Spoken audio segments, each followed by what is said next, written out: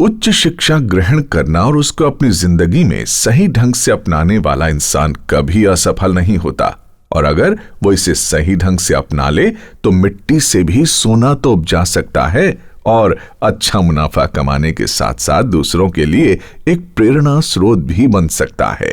ऐसी ही कुछ कहानी है जिला यमुनानगर के गांव करेड़ा खुर्द के पढ़े लिखे किसान डॉक्टर कृष्ण लाल की, जिन्होंने दिन प्रतिदिन गिरते जा रहे पानी के स्तर को बचाए रखने व विरासती खेती को एक साइड करके फूलों की खेती के साथ अपनी एक अलग पहचान बनाई।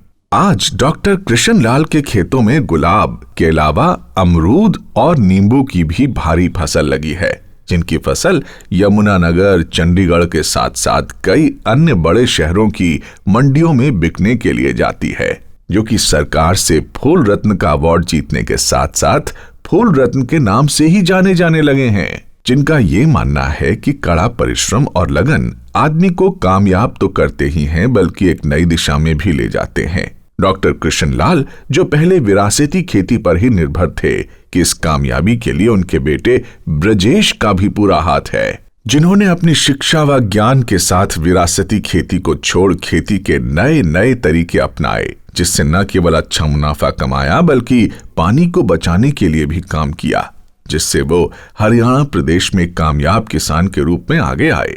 मैं पहले दूसरी खेती करता था, जैसे गेहूँ, जीरी। तो मुझे किसी एक ने कहा कि आप जो है ना इसको बदलो, और सबसे ज़्यादा सहयोग जो है इसमें मेरे छोटे बेटे ब्रजेश जी का है। और उसमें जो है खीरे की खेती की। खीरा भी हमारे पहले साल में हमारा 8 लाख रुपए का निकला। दूसरी बार फिर खीरा लगाया, वो तब भी हमारा 7 लाख का निकला। उसके बाद जो है फिर ये कहने लगा, पापा जी मैं तो फूलों को पढ़ाता हूँ। इसने फिर फूलों को पढ़ा गए, इसने पूरी स्टडी करी।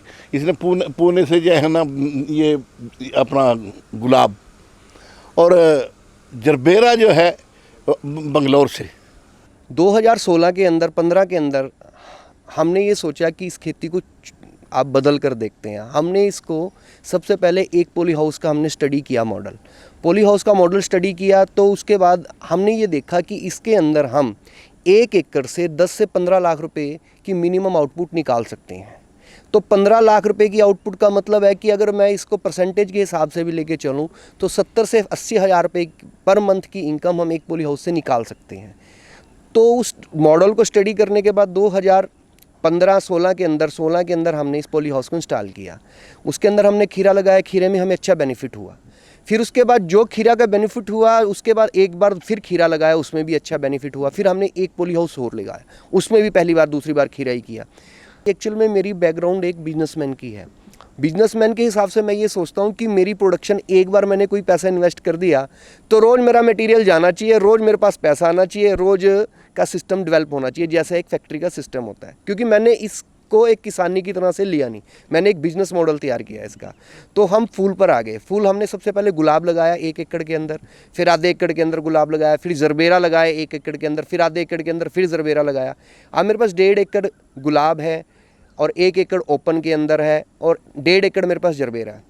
फिर जैसे हमारे पास एक लैंड ये पड़ी थी यहाँ पर, यहाँ अमरूद लगाया हमने। अमरूद क्यों लगाया, ये मैंने आपको बताया कि एक आड़ी तिरछी लैंड थी। इसका जो स्ट्रक्चर है ना बिल्कुल स्क्वायर नहीं है, यहाँ पॉली हाउस नहीं लग सकता, ना यहाँ हम गेहूँ जीरी कर सकते हैं। उसका कारण क्या है कि बीच में साइड में लैंड थी, गेहूँ जीरी हो नहीं सकती थी, तो इसलिए हमने यहाँ पर अमरूद लगाया। अब अमरूद के अंदर भी हम 1.5 से 2 लाख रुपये की आउटपुट साल की ले रहे हैं। अमरूद एक बार लगाया, उसके बाद आउटपुट इसकी 15 साल चलेगी। और हमने ओपन के अंदर 1 एकड़ का गुलाब लगा रखा है। तो हमने एक ऐसा बिजनेस मॉडल तैयार किया है कि कभी कहीं से कोई पैसा ना आ रहा हो तो ये अमरूद दे दे, ओपन गुलाब दे दे। हमने ये किस तरह का मॉडल तैयार किया है। तो हम यहाँ पे जितनी हमारी लैंड है, हम 5-6 एकड़ के अंदर हमने सारा सिस्टम सेट कर दिया। तो अब इस फसल अच्छी है। पिछले साल कोरोना की मार के बावजूद भी हमने पैसा कमाया। इस साल जैसे कोरोना की मार पड़ी, अब तक पैसा इतना नहीं कमाया इस साल के अंदर, लेकिन फिर भी हमने पैसा गंवाया भी नहीं। 2 महीने हमें दिक्कत रही, उसके बाद फिर हमारा ठीक से चल पड़ा। बाकी काम अच्छा है ये। इसके अंदर मैं यही कहूँगा कि किसान के पास, जिसके पास 10 एकड़ ज़मीन है, वो कम से कम 1 से 2 एकड़ को डाइवर्सिफाई करे। जब आप किसी काम को दूसरे काम से हटके करेंगे, आपका इंटरेस्ट भी ज़्यादा पैदा होगा, और जब उसके अंदर से इनकम निकल के आती है तो आपका इंटरेस्ट दुगना पैदा होगा। आजकल लड़के मैं देखता हूँ कि 20-20, 25-25 हज़ार पे नौकरी करते हैं और अपनी 15-20 एकड़ की ज़मीन ऐसे ही छोड़ जाते हैं। मैं उनको ये कहना चाहूँगा, 15-20 हज़ार जो कमा रहे हो, यहाँ से आप 2 से 3 लाख रुपए पर मंथ कमा सकते हो। तो इसलिए आप इस मॉडल की तरफ आए। ये अपने आप में बहुत अच्छा मॉडल है पॉली हाउस का, और सबसे बड़ी बात, सरकार बड़ा सहयोग करती है।